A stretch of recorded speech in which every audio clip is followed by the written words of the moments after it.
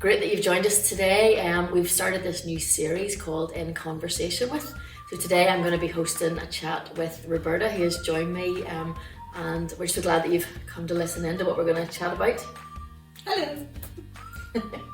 So today we're going to have a chat about Love Where You Live, and I suppose really about what that means for us, you know, as people who work in the church, and what it's been like not being in church, you know, not being in, you know, we're here today in the centre where we work out of, and we've not been able to be in. This is probably the first time you and I have been together even, really, in months, which is unusual from seeing each other every week. So I guess thinking about Love Where You Live and us not being able to be together, what does that conjure up to you when you think about Love Where You Live? What feelings? It's during the COVID period. It's kind of sad that we're not all getting to meet up, and especially for those who would be on their own and sort of coming to church would have been their outing of the week to speak to other people, and to get that fellowship, you know, that we all need. For groups and things that haven't been able to meet, has been really difficult. You know, the toddlers, that is the mother's lifeline. From talking to babies all day is to come and have a chat with an adult. And have someone who really gets what they're going through without having to say. Just an understanding of a safe place where I can just be myself. Yes, because there would be a wide range. There would be grannies that would come, and then the new mums. So obviously the older person has a bit more influence to give them, or advice to give them how to deal with something. And having those generations all together, even, you know, I think in our society sometimes we focus so much on a mum or a dad being able to do it all, but really we all need each other. And I think, as you say right now, that is kind of difficult because we still need each other, but how are we getting to be together? That's really hard. It's sort of like when we were doing the clap for the NHS, sort of, you mightn't have seen your neighbour from 1 month to the next month, but you were all out and we could see each other, and you know that you knew everybody was supporting for the same thing, you know, to get the health workers through this COVID. And I think there's something quite powerful in people coming together over a cause, and sometimes it nearly feels like it doesn't matter what the thing is that brings us together, it's the coming together, you know. And I suppose we should have said, you know, you lead the parent toddler group and you lead the carers cafe, which was going under a bit of a rebrand, but really involved with groups who, it was about coming together and spending time together was it was the biggest, you know. There was all sorts of things happened, but the togetherness was it was like you know, all that sense was coming out about your mind and how you had to talk, and that's basically what the toddlers group, what the carers group was. People coming and just talking, and you know, letting somebody else hear what's wrong, because it's very hard to carry it yourself all the time. True. So it is. And even like for church, people missing church, it's the same thing, because they just know that they can come and it's, you know, whatever they speak about is kept in here, or kept with God, but it lightens their load, by telling someone. And I think that sense, you know, again, of coming together, sharing a purpose, being united under something, even though we're all different, but we're coming together to, you know, when you think about church, we're coming to celebrate. Some people are coming to offload, some people are coming to give, and that changes, you know, from week to week. You know, 1 week I could be coming to give, but the next week I really could need, you know. And I think knowing that this is where I could come to be, you know, to live my life with people, and then not having that, you know, I think all of us have probably experienced that in a variety of ways. It's sort of like thinking, well, church isn't in the building, come on a Sunday anymore, but we're online, so you know, we're still getting fed with the word, although we're online and we're getting contact, We're not getting contact, we're getting content. We're getting content. Yes, yep. We're getting all the sermon and music and things like that. But we're not getting the contact, Yeah. which a lot of people need. Yeah. And therefore, when they don't get that, they tend to slip away a bit from church. Yeah. You know, we've maybe started off good at the beginning and we're in the Word. Yeah. You know, we're searching things. Yeah. And then it's like everything else, when you don't have that contact with someone, you start to slip away from it. Yeah, and that just shows the importance of the relationships between us, because you know, we can read the Bible by ourselves, we can go on YouTube and look up sermons, there's so much there, we can listen to worship music, and that's all great to have, but we do need each other. And it's not about, you know, people, you say about slipping away, and it's not that we're counting numbers and things, but we miss each other, and then we struggle, as you said, you know, you've no one to share that, and you've no one to walk with, you know, you end up with this stuff that becomes heavy on yourself, and then sometimes there's a sense of I've been away too long, or I've missed someone for too much, how can I come back? And I think, you know, that's where things can get really messy for people. It can. I mean, we know there's a few people in this church going through things, but ultimately they know that they can contact us, you know, for that support and for that help. Yeah, definitely.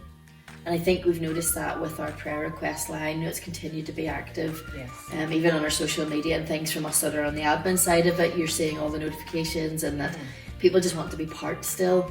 You know, we want to be part of something, and I think that shows us human nature, you know, when Jesus came and he drew people to himself, you know, when people see truth, when people see hope, they want to be part of that. And as much as we can't come in here, you know, in a big group, and we can't gather together, where people can, we are seeing people reaching out, you know, to be part, and I think that's really important. Yes, and you know, on the reaching out, the way the community in Carrick, you know, at the beginning of the first wave, how businesses had to close and there was such a panic, but through all that, you know, the light came, where businesses were, you know, coming together and preparing food and giving out free meals. You know, that is the real love and heart and care that people have for each other. Yeah. And you know, it wasn't just the food, the meals that they were giving out, it was you know, parcels of household needs that people would want. And even it, like, into the schools. Yeah, I think that we really have seen that sense of community, and I suppose with our theme in the church being love where you live, it's been so evident that people here, you know, we say negative things and we give off about our town, and it's a real challenge, you know, I think for me to say, well, how can we love here? And we were just chatting earlier before we started recording about me restoring some old furniture, and so I had this bit of a revelation, and it might be a bit cheesy, but it was personal for me. And I really noticed, because it's a carved piece of wood, and I was painting it, I had to get into all the wee grooves, and I suppose what I really noticed was the beauty in it. You know, and I could have got rid of the furniture because it wasn't going to match, you know, the new room or whatever. But as I spent time restoring it, I appreciated what was already there, and it really made me, you know, it genuinely made me think about our town. And I thought, you know, we can say, oh, Carrick's rubbish, or I hate this place, or I can't wait to get out of it. But when you really look at what's there, you know, there's so much beauty and there's so much goodness already here. You know, it's for us, our part is to try and bring that out, to highlight it. You know, and I think as Christians, you know, as people who care about the town, you can't just care about God and each other and sermons and worship music if you can't actually take care of where you are and try and bring out the best in it. And I suppose that's, you know, when I was thinking about who I'd love to join me for this first conversation, I was thinking of yourself and people who are you work in this Open Door Centre building, who are like, you genuinely, you care about the people, you know, who you're not with now, and it's going to make me emotional. It's been a while since I cried in public. But you know, there's the two groups of people, and you know, sometimes you're wondering, well, how can I love where I live? What does it mean for me as a Christian? Do I have to go out and paint fences or brush the street, or is it the people? But I think, you know, we all have a gift. You know, and what I was bake. I'm setting you up for this. You know, to bake. What do you have to bring? You know, how do you see that you bring yourself to connect, like your real, whole, genuine self to the people that you support? Yeah. How do you think you do that? some people would say I'm a feeder, which I am not. Okay. I like to bake. Yeah. And that would be my way of giving love back to somebody. Baking a bun, baking a cake. Yeah. Or a memory come up the other day of my cousin Colin, who doesn't eat sweet stuff. Okay. But he loves tomato and ham sandwiches, so I got one of the old-fashioned round loaves. Can't remember what you call it. Like cob or something. Yeah. But it was round, and I sliced it into like cake, but filled it with ham and tomato, and it came up as a memory. And that's the sort of thing I like to do. Yeah. I mean, the carers came about through my father, who had vascular dementia, and they had moved down here 4 years ago, so I wanted to do something because then I had more time. I wasn't travelling half my life up and down to where they lived, so I got them moved to Carrick. So I started that up. And when I started that up, then you could see how many other people were living with it. Yeah. And being a carer for that is quite hard. Yeah. And, when we opened that up then, people came in and they had their different stories, and you could give advice. Yeah. Or not advice, but how you had coped with your the situation. experiences. But I mean, it was good food. Yep. It was a lot of laughter. Yep. And, just to see smile on people's faces was tremendous. Yeah. It really brought you a joy. Yeah. And made you think it was so worthwhile to do. Yeah. And I'd be right in saying that a lot of those people have been in contact with you in maybe not in person, but since the Yes. meet. Yes. I've kept in contact through text messages with each one, and they all want to know what's still happening, and obviously when are we ever going to start back again.